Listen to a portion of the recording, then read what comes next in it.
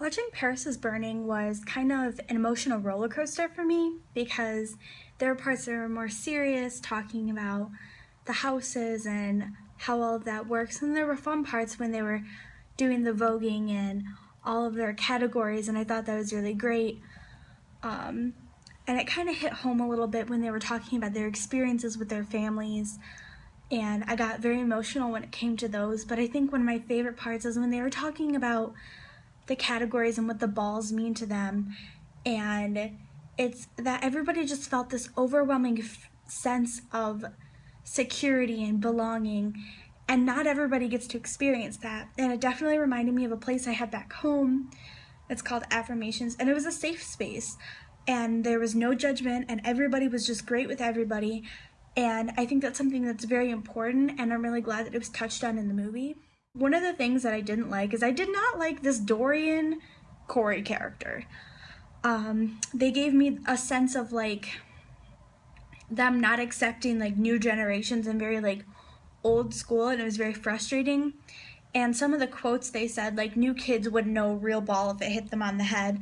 That was really frustrating because it's like they're new to this and things change, and it was very frustrating that that person said that, and I'm like, okay, that's stupid. Um, and when they were talking about one of the categories, it was like the acting straight category.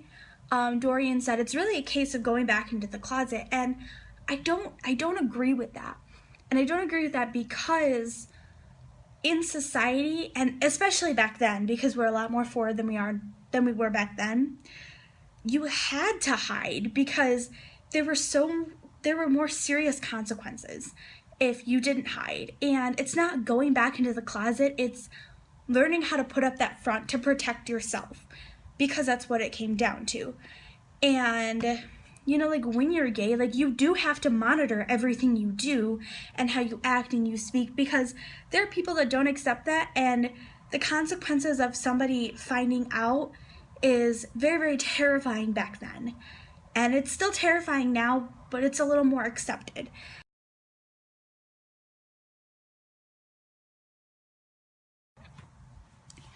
Reading queer theory was a lot like a history book for the LGBT community.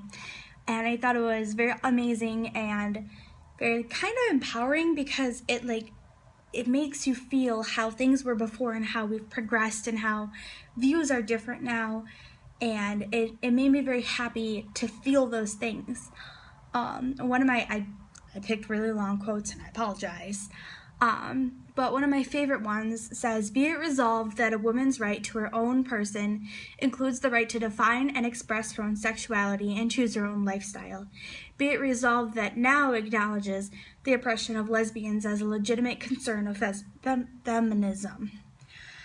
And I think this quote is very, very important because being a queer woman, you automatically have two strikes against you. One, you're a woman, and two, you're queer.